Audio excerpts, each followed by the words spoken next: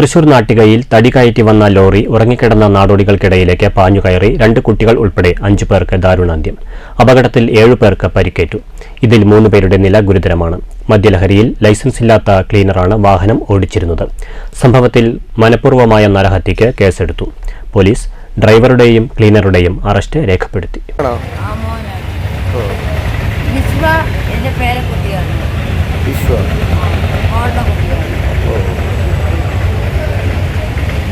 പിന്നെ ആരെങ്കിലും ഉണ്ടോ അവിടെ?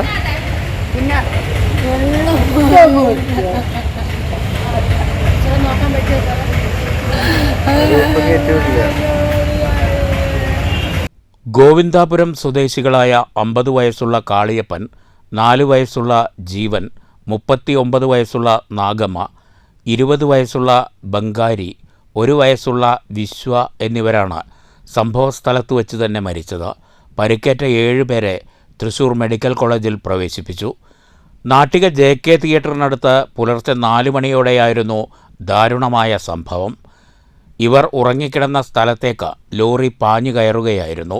കണ്ണൂരിൽ നിന്ന് കൊച്ചിയിലേക്ക് തടി കയറ്റിപ്പോയിരുന്ന ലോറിയാണ് ആളുകൾ ഉറങ്ങിക്കിടന്ന ഇടത്തേക്ക് ഇടിച്ചു കയറിയത്.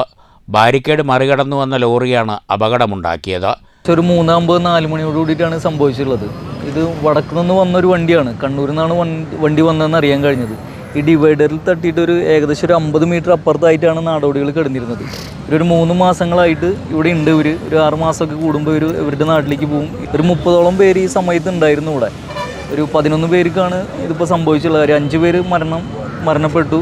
ബാക്കി ഒരു 6 പേർക്കാണ് ഇപ്പോൾ പരിക്കുകളുള്ളത്.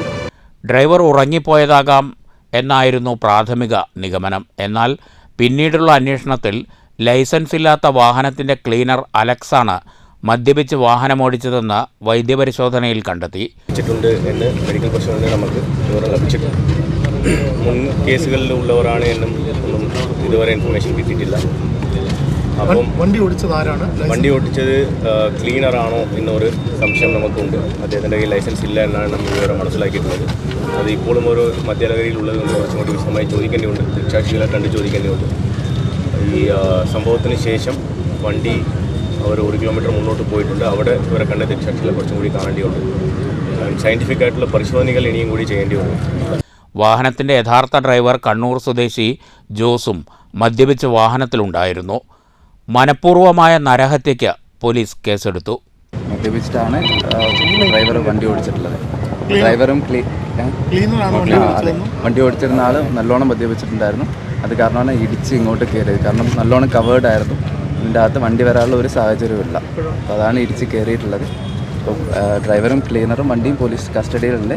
എന്തായാലും ഈ സംഭവത്തിനെക്കുറിച്ച് വിശദമായിട്ടുള്ള റിപ്പോർട്ട് പോലീസിനോട് സമർപ്പിക്കാൻ പറഞ്ഞിട്ടുണ്ട്. അപ്പോൾ അതിനുശേഷം നമുക്ക് വേണ്ട നടപടി ഇതിൻ്റെ ഇന്ന് തന്നെ നമ്മൾ വിട്ടുകൊടുക്കും. അതിനുള്ള നാട്ടിലെത്തിക്കും. അവർ ഓരോരുത്തർ വീട്ടിലെത്തിക്കാനുള്ള നടപടി സ്വീകരിക്കും. ഇരുവരുടെയും അറസ്റ്റ് രേഖപ്പെടുത്തി. അതേസമയം പരിക്കേറ്റ് ചികിത്സയിലുള്ള 7 പേരിൽ 3 പേരുടെ നില ഗുരുതരമാണ്.